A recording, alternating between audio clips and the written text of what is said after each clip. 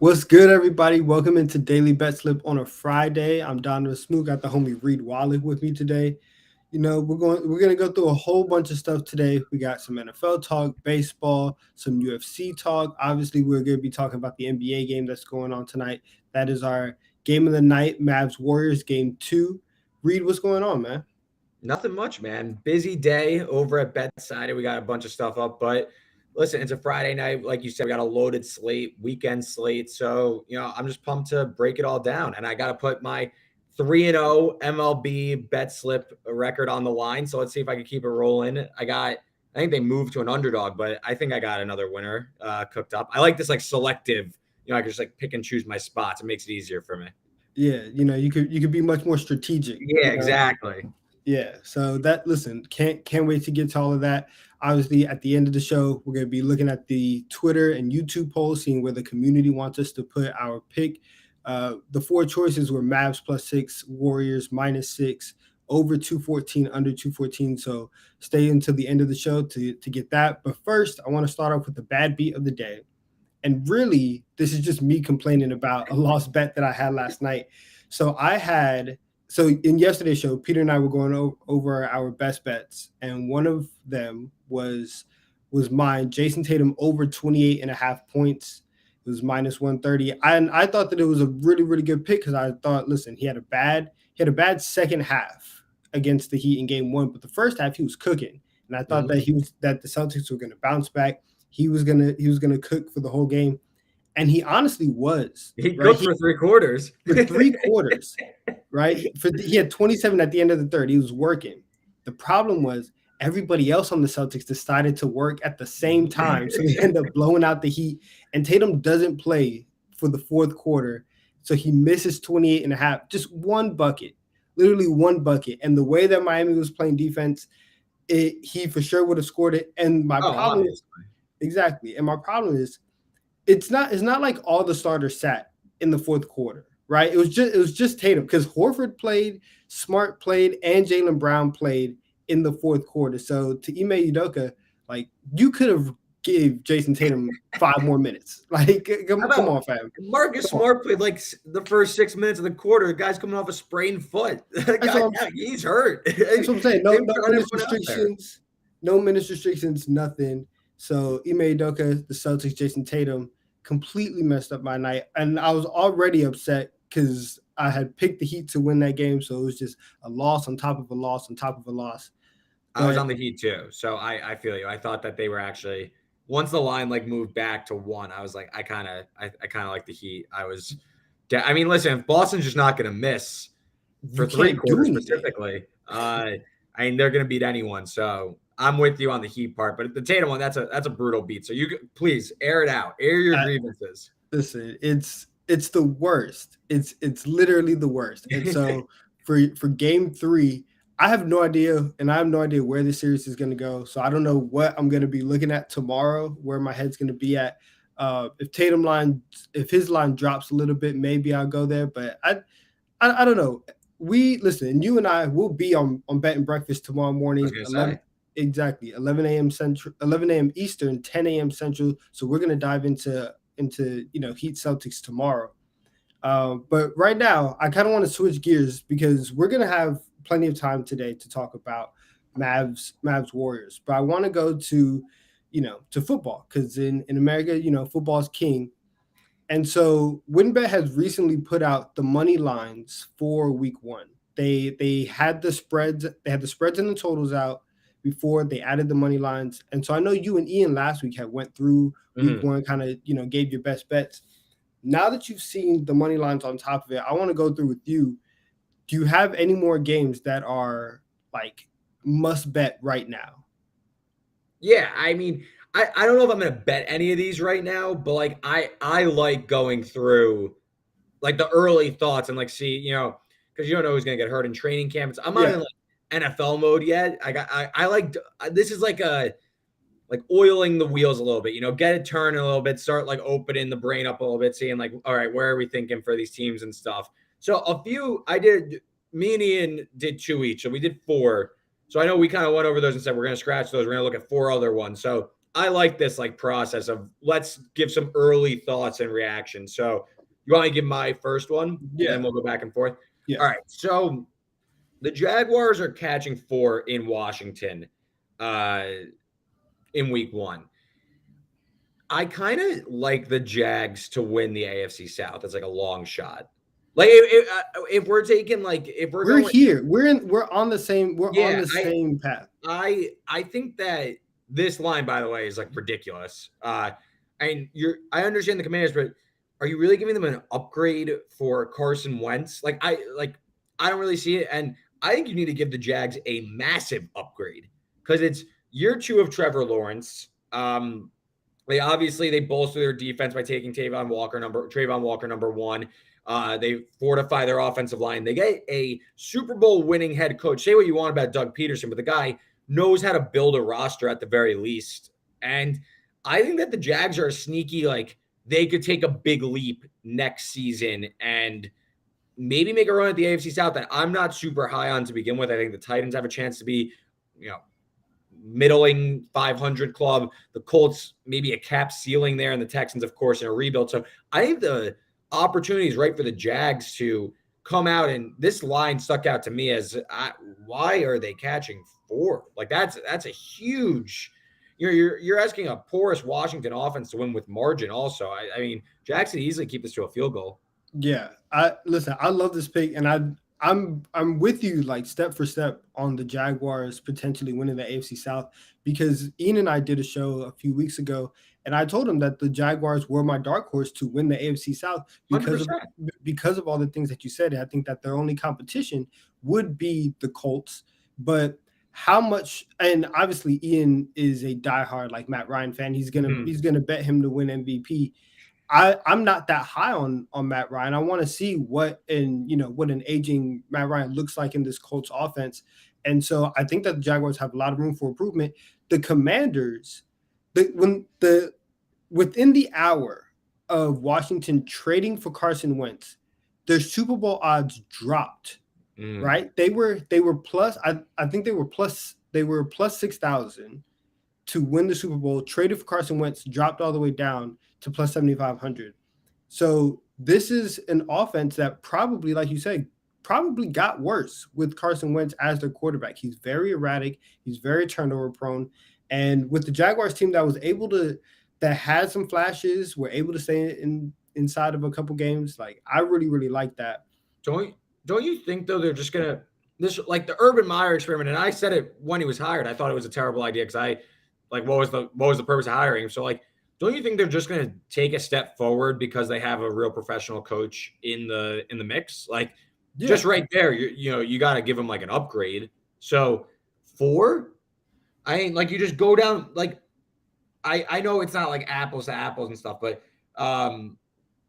like I just like the Chargers are laying 4 at home against the Raiders. Like that, you're telling me that is the difference between like those. Like it's not a parallel to me. Like I don't see it. I think the Jags. I mean, this should to me at least seems like 3. I guess 3.5 if you're like questioning the Jags, but I like the Jags quite a bit. Yeah. And this line actually the plus 4 that you bring up today, it was actually at 3.5. So it's actually So people going. are buying Washington. Yeah, they are, which might be a mistake, once we get once we get closer to the season. I want to go with another underdog as my pick. And so the Steelers are plus 6.5 against the Bengals in week 1. I think that the Steelers are getting a little bit disrespected here because there's 2 things that come to mind where I see this.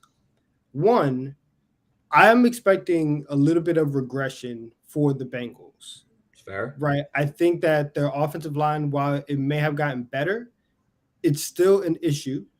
I think the Joe Burrow hype is getting a little bit too loud. And 3, I don't think Mitchell Trubisky is going to be as bad as everybody thinks. I think Mitchell Trubisky can be solid, and he will definitely, regardless of how good, right, of how good his season ends up being, I promise you he will be a better quarterback than what we saw out of Ben Roethlisberger last year. what we saw out of Big Ben last year was laughable. The arm strength was absolutely not there. Trubisky has a better arm. He's more mobile, and they have playmakers on that offense with Najee Harris, Deontay Johnson, Claypool still there. Like they have pieces. Yeah. So I think week one divisional game, I think the Steelers are going to come out and surprise a couple people. Yeah, I mean Mike Tomlin as an underdog also. I don't have the numbers up in front of me, but It's something insane. he's money in that spot. Question for you.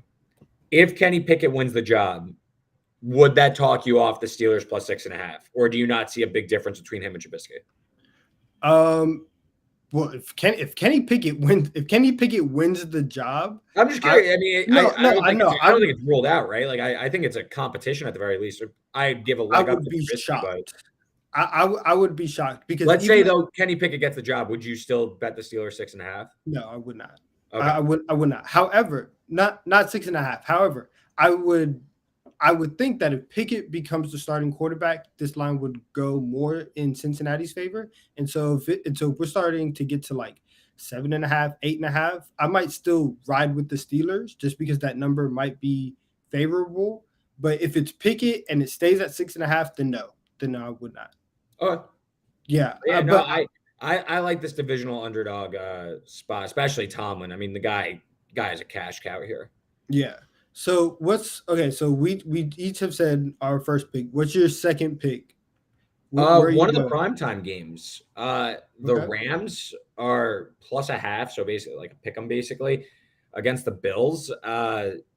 Why? Why are the Bills getting so, like, I said it after they lost to the Chiefs, and I was talking about it with a buddy of mine, and we were just like, yeah, like, the Bills, they just had their shot. Like, they'll probably be back. And I'm like, will they, though? Like, I feel like a lot of teams, we just say, like, oh, they'll be back. Like, don't worry about it. Like, they'll have their chance again. Like, I don't know. Their offensive coordinator just left. He took another job. They had a fairly good, like, injury history last year. Like, a lot of things broke their way. Like, can you see a step back for this team, especially in week one on the road where they have a new offensive coordinator? They're kind of integrating in new pieces. Like, I'm not saying the Bills are going to be bad, but to me, it just seems like the Rams are a little bit more of a constant, and you're getting them at a pick at home. I know they don't have a lot of home field advantage, but still off a Super Bowl win, and they still have kind of the key players there. I know Odell's gone stuff, but they got Allen Robinson. I don't know. I just think that this is a little nuts to me. I get on a neutral. Maybe the Bills should be favored, and maybe that's what they're implying, that the Rams really have no home field. But for a week one, I don't know. It just seems a little. I just look again. This was just me looking at the numbers, and I was just like, "Sheesh, that's a really steep price to apply." I don't hate the number. I don't hate the line. And my argument for the Bills, I'm split on this game right now. I'm not on either side. But the argument that I would have for the Bills being good at least in week one, because I do agree with you. I think like a step for regression may be there. You're always like, you're not guaranteed a spot anywhere in any playoffs, especially in the NFL.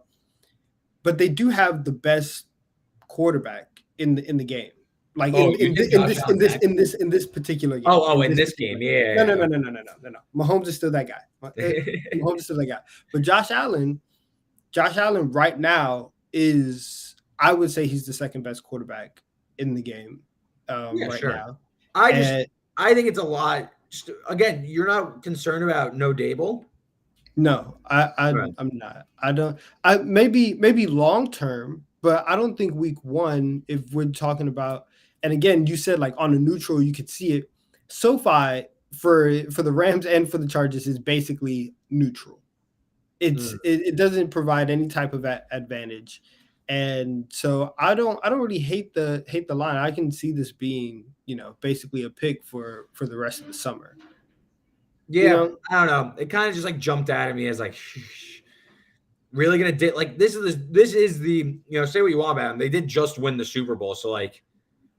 I don't know. I just think pick them. They're going to give the Rams nothing here. Like, I don't know. I think Rams like minus like 1.5, 2 makes a little bit more sense. I know that seems like it's like a very small margin. It's just like, I don't know. A lot of credit being given to the Bills going into the year with like some reasonable changes to the roster and to the coaching staff. I think for the Bills, the thing to watch will be their win total for the season. But I think that they still are like very, very live You to you what's you up? like the over or under on the Bills, or you don't have an opinion? You're just like maybe thinking more that way. Uh, I would I don't even know pick what it the is. I don't know what it is. I think it's if it's like 11 and a half, probably, right? yeah, if So it's like 11 and a half, I might take the under and bet for like 11. That's something that I can think that I can see happening. I'm trying to pull it up real quick as we're talking. I feel you. Yeah, I think because that entire division got better. Like New England is still always going to be there. I trust New England to maybe get a game. I think Miami may be able to sneak a game with them, and The New Jets, York the Jets might be competitive exactly. this year. They might. I know people like laugh, but the Jets got better this offseason. I think the Jets will be the team where they play hard. They're probably not going to have a lot of wins this year. They might go like 4-13 or 5-12. I have no idea what these numbers are now that we are at 17 games. But I do see The the Jets Jets are being just because it's right here. The Jets are 5.5 juice to the over, so their okay. expected win total is like 6 and 11.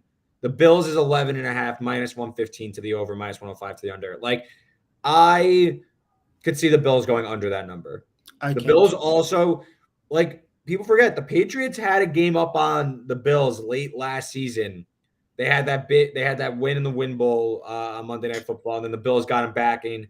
I want to say it was week 17, Yeah, it was like and they two took weeks the later. division. Yeah, so that was a competitive division last year. Like I just think the Bills are getting a lot of credit. Like the Bills lost to the Jags last year, and we were just talking about how bad the Jags were. But I'm just saying it's something to consider that this Bills team may not be as dominant as a regular season team as people expect them to be because they came in with similar aspirations last year and it was kind of a bumpy road until Yeah. the end of the year when they looked like Super Bowl contenders, but the win total didn't necessarily match that. So just something to keep in mind. But what's your For, last pick? yeah, for sure. So my last pick is I'm gonna go with another 6.5 point spread. I'm going with the Niners minus 6.5 against the Okay. Bears.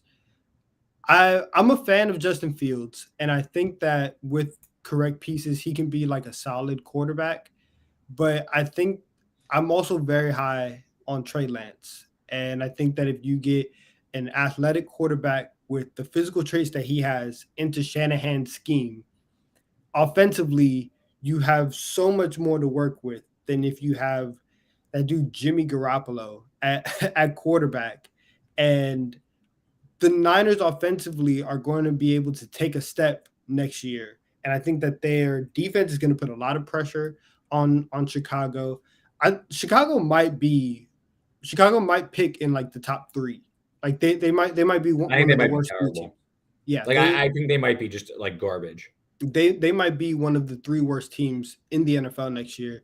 I think even if they're going to be at home for this game, San Francisco has everything going its way. The only thing that would matter is if Debo Samuel is not there. Of course. But right now he's still on the roster. No move has been made. And if Debo decides to show up to camp and they work everything out, and now you have Debo and you still have Debo and Ayuk and Trey Lance, yeah, they're probably gonna run for like 200 yards on the Bears. And and Chicago just won't be able to do anything. Yep. I think that Justin Fields is getting left out to dry here. I'm a huge Justin Fields fan. He was my favorite coming out of that loaded quarterback draft last year. I still think he's talented, but he's getting no weapons around him, and I think that's ultimately like he's not long. It seems like the Bears front office, the new front office, said like this isn't our guy. We don't want anything to do with him. We're going to bottom out and take Bryce Young or something, CJ Stroud Yeah. next year, and that's going to be the next that's going to be our next quarterback, not Justin Fields, which Which I is disagree with. I think Justin Fields in the right ridiculous. system could make it work and be really good. But I agree with you. I think this line feels right. But I will say Shanahan as a road favorite, he's been a little tricky in these spots, just remembering from last year and his priors as a head coach. But like there's a chance that like this team just like this Bears team is like literally the worst team in the league. So Yeah. I'm gonna be probably looking more like a teaser if I had to think about this line. Just like road favorite week one, you're not really sure, but like we don't know what the Bears are gonna be. Like they literally could be. They could either be like a pretty bad team or like a really, really, really, really, really bad team. So And I I'm would more bet, and I I'm would more bet inclined for to the think latter. really, really, really bad. That yeah, I would bet for the latter as well. I think that the Bears are going to be, especially even in that division that isn't like fantastic, but you still have a couple players. Like I think that they're going to finish at the bottom of the NFC North. But so we will take all this stuff, and we'll probably come back to week one. Some over the next 3 months, we will most likely keep talking football. But I want to pivot another time. I want to go to our Twitter response, right? We put out a tweet today, try to see what the community was looking at for tonight's slate across the sports world. We got one tweet from our guy, Jared Applebaum. Is that I think that's Yeah. how you say his name, and he's on the Rangers money line, Okay. uh, and we have Let's figured hear it, out. Rook. You're the Rook. Let's hear it. What do you think? What do you think about Yeah, this so series? so we've done some snooping. He's talking about the New York Rangers, right? I think who are playing the Hurricane Yeah, they tonight. got the Hurricanes. This is obviously, Rangers are up 1-0 um, the entire game pretty much. And the Hurricanes, I think they outshot them like 20-3 in the third period. Something like massive discrepancy. Kane scored with like 2:30 left in regulation. They scored quickly into overtime. But yeah, so I mean, Hurricanes laying a big number again against the Rangers at home. I have Hurricanes futures, so pulling. I am pulling for the Canes to pull it out, but I'm also a New York guy, so I could see a bunch of my buddies are going to be on the Rangers. But who do you have in this series? Obviously, if you haven't watched, make sure you check out Rookie and the Vet with Donnavan and Ian McMillan. But give us the inside scoop. What are you seeing for the series? Yeah, so I had the Rangers upsetting Carolina Okay. in the series. I was trying to get bold. I was trying to make up some Ian ground. definitely took Carolina, right? Yeah, Yeah. I think he took Carolina in 5.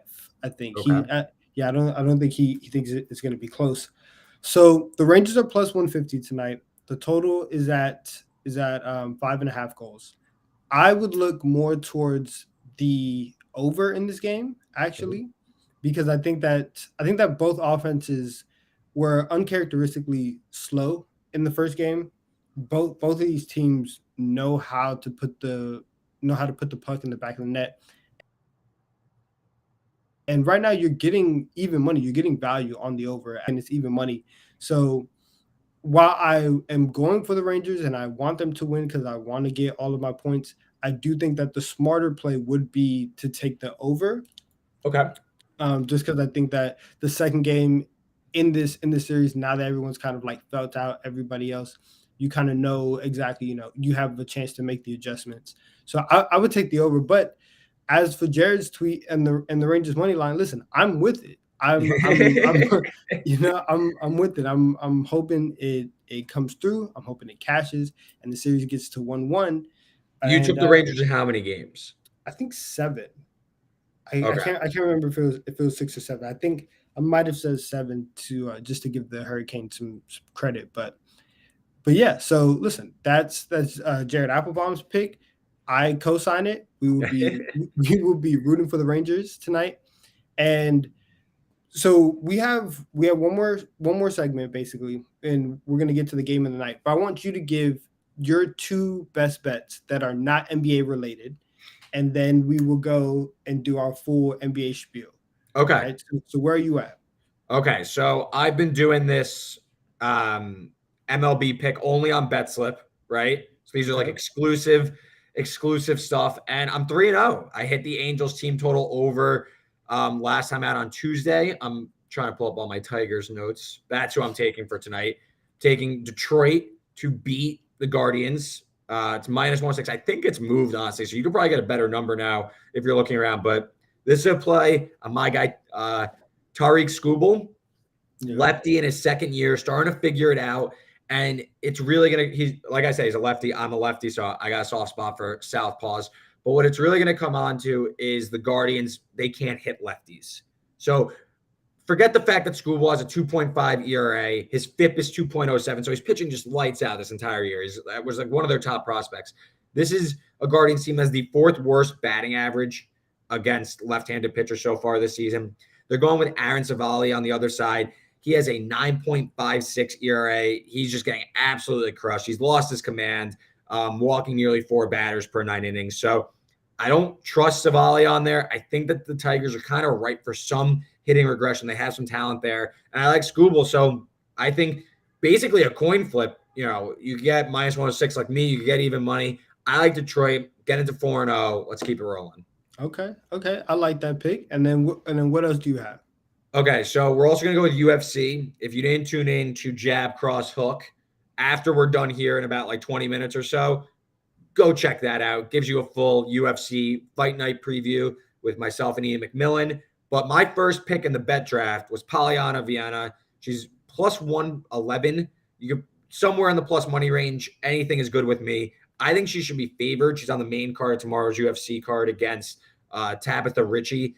She's 4 inches taller, 6 inches plus a reach, has the grappling upside. And I can't see why Ritchie is favored. A big thing, what I like to do is look at their recent opponents and see were they favored? What was the expectation of their fights? And Ritchie comes in, she was like a minus 2,000 favorite in her last fight before going to the UFC. So took care of business. Great. She goes to the UFC, takes a short notice fight up a weight class, gets absolutely blasted as like a plus 500 underdog. Makes sense. She expected to lose. Then comes back in weight. She beats someone as a minus 300 favorite. So great. She does what she's expected to do. Great. Vienna, on the other hand, she's fought in 12 more fights. She's been more closely lined and has won her last 2 fights by submission. So I can't really see why she is the underdog here. She has more experience. She's the bigger fighter. I think she can win this one by submission. If necessary, she'll win on the ground. So I think she should be favored. That's my best bet on the fight night card for this weekend. Okay. Little plus money stuff. Listen, I'm not. Listen, that's not those are 2 cheap plays for me. So I'm not giving out minus 250s here. This is some hard hitting things here. Yeah. Over sure. Like UFC and baseball too. I mean, you don't find that type of combination anymore. Listen, I hope we can keep the undefeated streak going. We need the perfect streak. That's priority number 1. And then the fight game, hopefully that goes. And like Reed said, if you haven't already checked it out, go check out Jab Cross Hook. It's fantastic, the work that you guys do over there. All right, let's get into the game of the night. We have a whole bunch of props for this game. This is a prop smorgasbord. You're really getting force fed some props every which way. Yeah. So I'm gonna start with mine, and so I'm gonna start with these 2, and then we'll go back and forth, and you'll see why. All right. So my first one is I'm going over Jordan Poole 16.5 minus 115. I like this one. I'm so happy. I was so happy whenever I saw this line because Poole was at 16.5. He was at this exact same line for game 1. And it was a complete underreaction to the last 3 games. Obviously he wasn't playing well in Memphis, but Poole, whenever he comes off the bench, and especially whenever Steph goes to the bench, Poole's the one handling the ball. He's the guard that's on ball. He's gonna get his shots. He can shoot. He can get past anybody on the Mavericks defense. Yeah. Nobody can hold him. He's super, super quick, and the attempts are all there. And so you see last game, he comes out, he's super efficient, shoots 8 of 12, and he's still not even – he shot 1 of 4 from 3, still not even shooting fantastic from outside. I think tonight is going to be one of those nights where Poole can find his stroke from beyond the arc, and you're kind of going to see him – you're going to see his field goal percentage. He's not going to shoot 75% again, but it'll drop down, but he's going to make up for it in threes. I think as long as Poole's line – stays at 16.5, and especially if it's not juiced, take the over. Take the over because he is going to be one of the key players in the Warriors offense. And so that's 1. And 2, I'm taking Maxi Kleber over 7.5 points. This is even money. So Kleber got played off the floor in game 1, but but not because of scheme. He just got into foul trouble. Yeah. And the Mavericks need him on the floor because when Kleber came out the game and you kind of saw like what the matchup is going to be like for the series, it's a lot of small ball. And They need him out. He needs to play like 30 minutes. yeah, and so Kleber is the one advantage that, or I guess outside Luka, but Kleber is the one advantage that Dallas actually has in terms of being able to have size on the floor. Right, he can stretch the floor, he can get a couple rebounds, and so if he's not in early foul trouble and he's able to play on the outside, Luka is going to be more aggressive in game two. He's going to be driving and kicking. Expect Kleber to get maybe like a putback or so, and expect him to be on the outside and get some threes off as well. Dallas, Dallas was terrible from three in game one. There was a point where they were like 3 of 17 in like the first quarter. It was awful. Yeah. They're obviously going to rise up. Cleaver's going to be a part of that. So I think at even money, you get 8 points for a guy who's going to play 30 to 32, maybe even 30, 5 minutes tonight. I think that's really good value. How do you feel about that?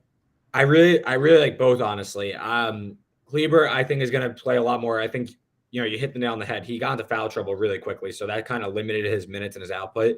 The Poole one was something I was looking at. I mean, easy finishes left and right, and it seems like Dallas, like most teams, is trying to get the ball out of Steph's hands very quickly, and that's just setting up Poole so nicely to get inside. So I like both. I think the handicap is great on both.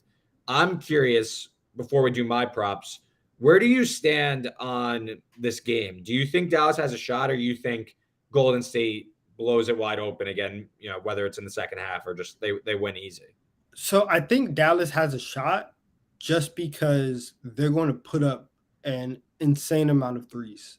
And so like the three ball, and especially at the volume that they have, that they're gonna have tonight, it's gonna be a really, really good equalizer. Now I want to see and we'll get to it later, but I'm expecting a lot from Luka tonight. And so I think he's gonna carry. I do not think that they are going to lose by 20 something points tonight. I kind of think they're going to win. And I would not be mad at you if that ends up being your pick for the night. Yeah. But I can also see Golden State like at the very end of the night, Luka gets tired, Golden State hits a couple shots, and then now it's like a 6-point game, 6-7 point game. And so it's one of those like in the middle type games. Yeah, I don't know. I'm kind of stuck in the middle here. I don't really know how to play this one, because obviously I have the Mavs futures and stuff, but like, I don't know. I just feel like these games, and it just feels like every game is like everyone's like, oh my God, there it is. Like, it's over. This is like what the series is going to be like. Then like another thing happens, and then it's like, oh, well, now this team has figured it out, and they're all good. They're actually going to win the series. Like, we were all wrong. Like, I just feel like every game is like an overreaction and stuff. And it's just like, Dallas shot like 25% from three. Like, yes, they will lose it's the same with the Celtics. If they shoot 60% from three, like, yeah, they're going to win by 30 every game. No one can stop that. So I don't know. I think we definitely see, like you said, Dallas regress from three. I think they're able to hang in the game. They were in like the worst position ever in that game. Off game 7, where they just absolutely bludgeoned the Suns, like such an emotional high. And now you're coming back to face a Warriors team that is like so unique and so different. Like, Jason Kidd also, like, you could see on the sideline, and like, at least this is how I perceived it. Like, he was just like, listen, we're just like, we know we're kind of cooked here. We're just going to like kind of run it out there and see what happens. Like, not going to overreact. I'm going to let this play out. So I think Dallas comes in with a better game plan. They know what they're looking at now. So I think we definitely see a more competitive effort. And for my props, I'm going with Reggie Bullock over 2.5 threes. It's plus money. He's gone over this in 9 of the 14 playoff games and took 10 threes the last game, hit 3 of them. So he went over last game. Took 10 of them, though. So, I mean, if he's going to hoist, like, please, he's taken close to 8 threes per game this postseason. So the volume is there. I do think that the Mavs are going to stick to this game plan on offense of, we're going to be chucking threes up. That's kind of our point of attack. And I think the team's going to shoot better. And Reggie Bullock is going to be out there because he's one of their best wing defenders. So I like to play. Like I said, he went 3 of 10 last game. I was in between this and his points prop, but I kind of lean towards the threes because his points is 9.5, and that was like minus 108 or something, 106. Yeah. But basically all of his shots are threes. Like maybe one or two aren't, so like that could be the difference. But like I feel like if he's getting to 3 threes, that means he's getting to, you know what I mean? Like he's gonna have 9 points. So I don't Mhm. want to take it to chance if he's not gonna get another point. So I'd rather take the plus money on the threes. So that's one of my two prop bets for Yeah. this game. Yeah, no, listen, I really like that as well because and you saw what Golden State was doing on defense, that they were throwing out a lot of looks, and they went to a box and one on Luka. They went to a Mhm. lot to some zone, and so with those two defenses, you're going to be able to find a couple shooters in those pockets, and so like Reggie, he's going to be one of those shooters that's going to be out on the wing trying to catch and shoot. So I really like that. I really like that prop as well. We have, and also to your Jason Kidd point, he for sure was just like, hey, let's just see what happens. Yeah, Let's see if we can still, because because there were some people, several times yeah, that there were several times where you could see Golden State making the run, and Jason Kidd was saying, hey, you guys just figure it out, and whatever happens happens, and I'll sit back and I'll watch and I'll take notes, and we will go over this tomorrow, and we'll make the adjustment for game two. yeah, because like sometimes I feel like coaches, first of all, coaches like you're always wrong. Like you know what I mean? Like it's like a damned if you do, damned if you don't type Mhm. job. So like people could look at Jason Kidd and be like, oh my God, what's this idiot doing? Like call timeout, like the game is over. Like, well, the game was over like 8 minutes ago. Like we know that. Like Yeah, what's the difference? Like it's almost like my go for two theory in football. Like or go for on fourth down, like at your own 20 when you're down, whatever, instead of punting it. Like, what's the difference between losing by like 12 and 23? Like, what's there's no difference between the two scores. You lost by a lot. You never had a chance. So, like, why not just like let it play out, save your time out? You know what I mean? Like, it's game one, it's a long series. yeah, You know, so like, yeah. and look, People, if the Mavs get this game tonight, then everyone's gonna say, "Oh my God, Dallas has a chance." Like this is their series now. You know, that's just how it works. yeah, people forget how series work, Yeah, and because they're like, even if you say like, "Oh, Golden State's going to win this in six," yeah, Dallas is going to win two games. yeah, Then like that's how it works. like it's yeah. So that aspect of it is always funny. So we have between us two, we have three Luca props left on the board. I will start with one because I have two and you have one. Okay. So one of them that I have is over Luca rebounds. It's at 9.5 minus 115. So he only had 7 last game, but he's cleared his line in like 4 of his last 6. Mm. Dallas, especially because this series is going to be dominated by small ball, they're gonna let Luca get whatever rebound and start transition. Just let him get control of every single possession as early as possible. And I just I listen, I think that double digits are live for him, especially Yeah. like if Kleber is not gonna be in the paint to pick up all those rebounds, and also they are hunting Luca, so he's gonna be around the ball, he's gonna be around the rim and around all of that action. Yeah, 10 rebounds is probably gonna be where this line is at. Yeah, good point you made there with like the Mavs. It's almost like the Russell Westbrook theory when he was going for the triple double records and stuff. Mhm. Teams let their ball handler, when applicable, obviously, let him grab the ball so he could get it and push, or get it and start the break, as opposed to you know Davis Bertans grabbing it and passing it to Luka. It slows everything down. So they let it in. Luka does have a nose for the ball, so I really like this one. And I have to say, I think rebound props, this is completely unrelated to the bet, but Yeah. rebound props, I think, are my favorite prop to root for when I'm watching a game, because it's just a matter of, all right, shot goes up, you're like, all right, grab it. All right, go. Get it. Like, it's easily the funniest prop to root for because it's so random. You know what I mean? Like, Yeah. you can make informed bets, like you're saying, like he's going to be near the ball, he's going to be around the rim. But like, just when the ball goes up, you're like, all right, we're 77. Go get that ball. And sometimes, I don't know what he had last game, but some of these props hit in like the first quarter. This is obviously it's a little higher. So, but like, especially like role player rebound props, that's like the funniest to me. I remember in one of the games I had McCall Bridges over 4.5. He got 4 in the first quarter. I was like, it was, need one more, hit it in the first half. I was like, that was easy. Yeah. Like a Staples button. But no, I like the Luka rebounds. I'm going to go a little different way, though. I Okay. think we're all sitting on the same thought of we think the Mavs are going to improve their play. We think Luka, which if the Mavs are going to improve their play, that means Luka's going to play better. That just, he goes as the team goes as he goes. So I like Luka over points. It was 33.5 in game one. I took it. He got 18 in the first half, maybe 19, 18 in the first half, I'm pretty sure. And then he kind of ran into a wall and gassed out as the Mavericks did. Happens. But he was on pace to go over 33.5. Now it's dropping 2 points. That feels like a bit of an overreaction. So I like this Luka over 31.5. I think he's going to get his shots. I think he's going to get a better whistle also. I think he's going to get to the line a little bit more. And I think you're going to see a better Mavs outing. And if this game is close, that means Luka is doing something. And if they're going to flirt with 100 points, that means Luka, who has a usage rate over 40, he's going to be around the ball. I think, and you're getting to your next prop, but I think he's going to go off. Again, this is like right around his playoff average. You're telling me I need average? I think he's going to be great tonight. So I'll take the over 31.5. I think that this 2 points, just a little bit much, especially just the guy has the ball in his hands so much.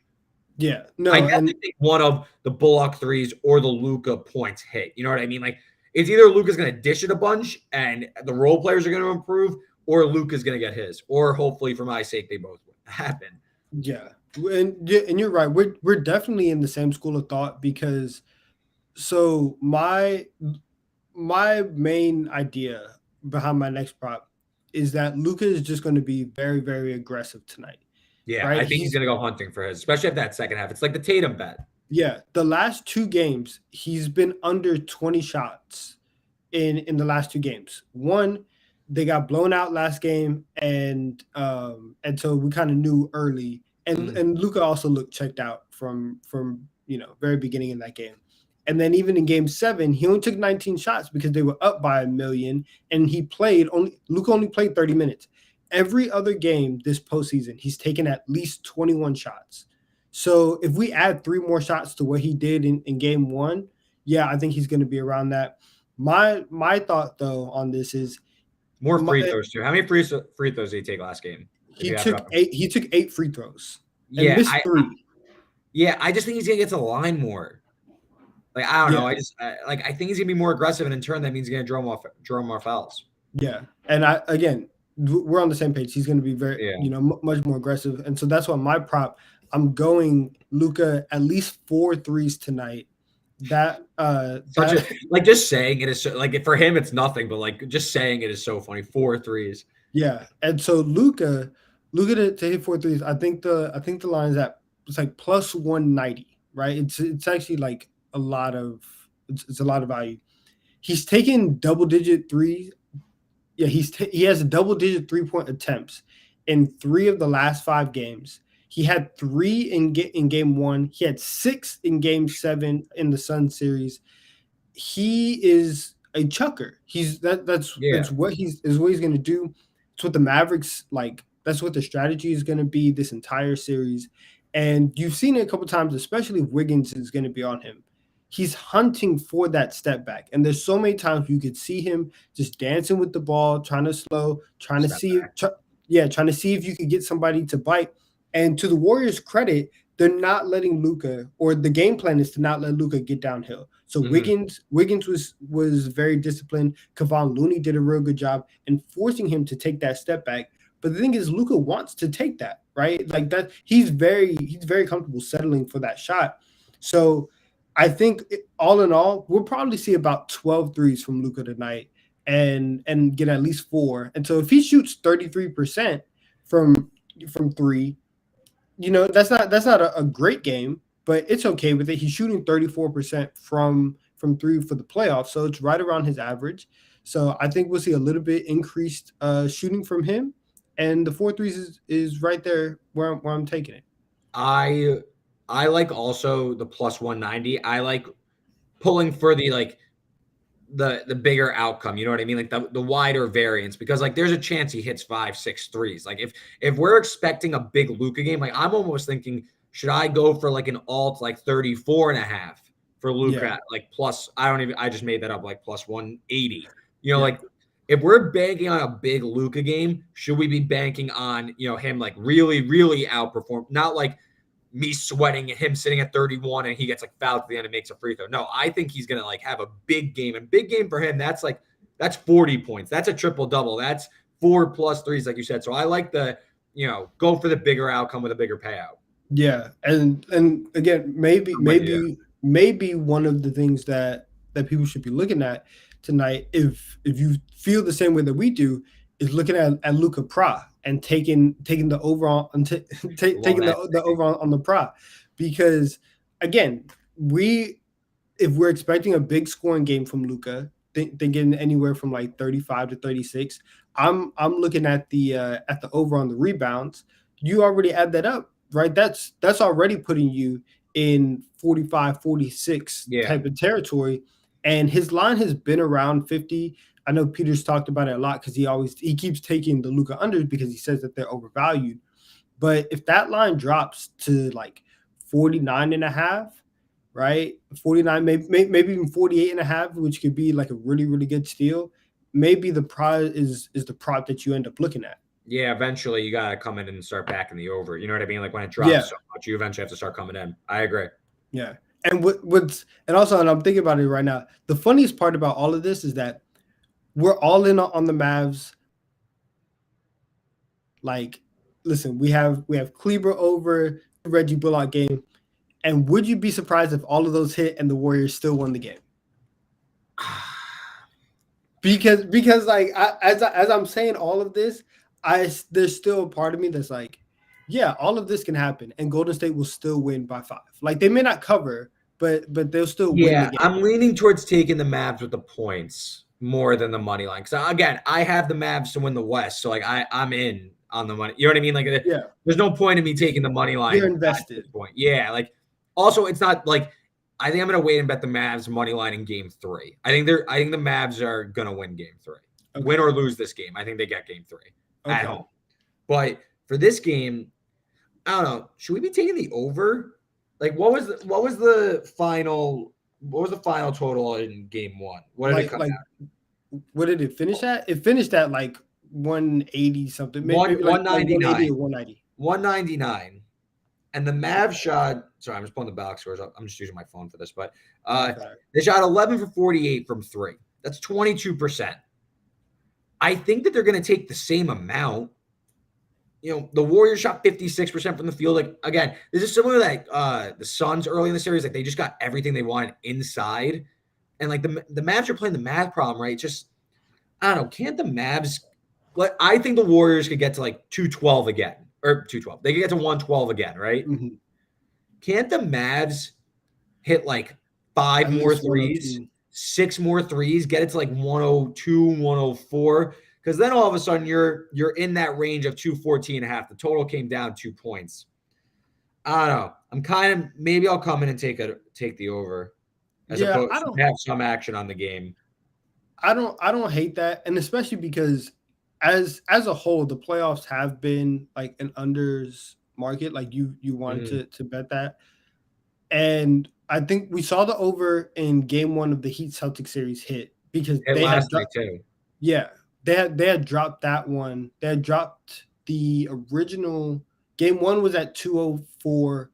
Last night was at 207. Look at 214 here.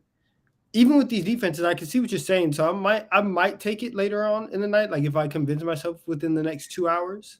But I don't hate that. Yeah, that's not like your logic is there.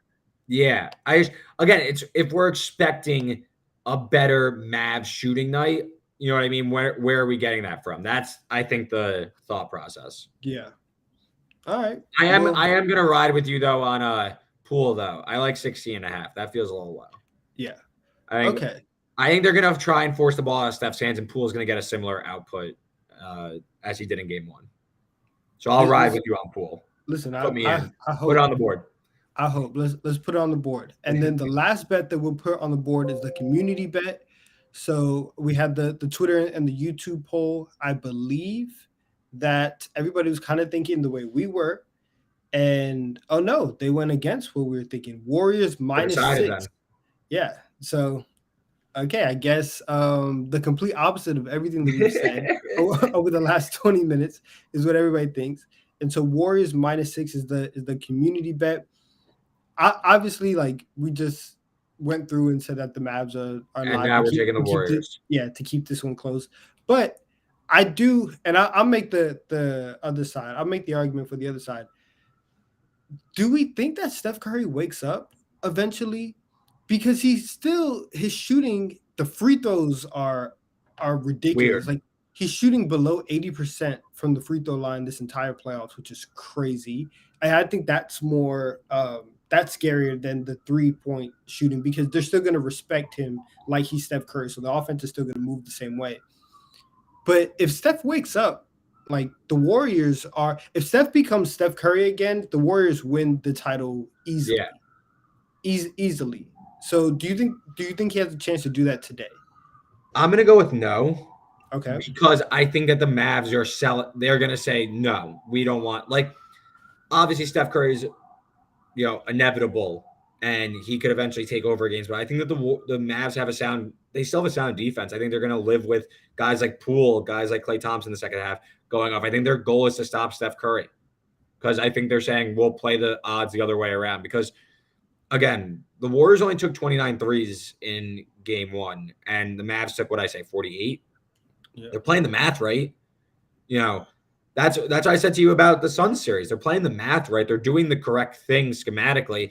They need the shots to fall, and it happened 4 times out of 7. That in the Suns series, they're trying to do it again.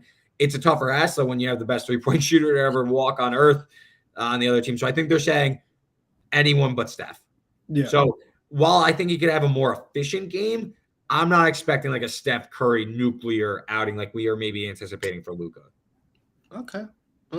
Well, listen, we will see. We will see because a lot of stuff has happened, and obviously, just like last night, I don't think anybody expected the Celtics to come out and just dog walk the Heat. But yeah. we will see. It's the NBA playoffs, and a lot can happen.